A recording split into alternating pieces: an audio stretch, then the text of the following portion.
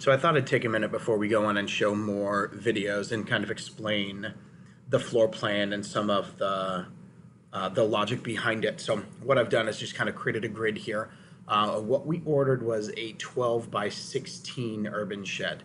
And that's the exterior layout. So I'm going to show you kind of the plumbing in here, and then I'm going to show you kind of how we built it out, how we used the square footage inside here as well. So very quickly, I'll show you a couple of important things.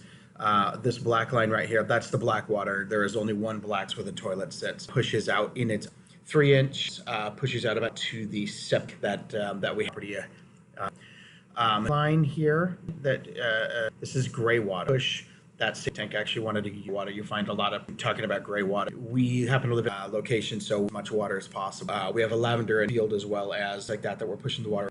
And we're, of course, we're in the area where those so that gray line, this is where the showers is, along here, along black line, and with a different, much far. I don't have it here on this gray, also a water pipe that runs all here, because, and that as well.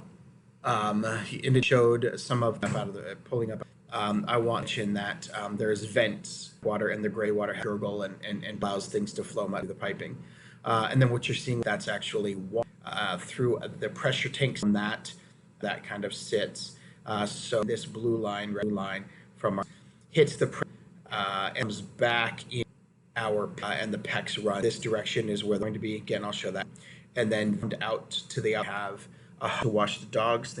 This runs, and then these two. Again, I'll show that floor plan. I wanted to show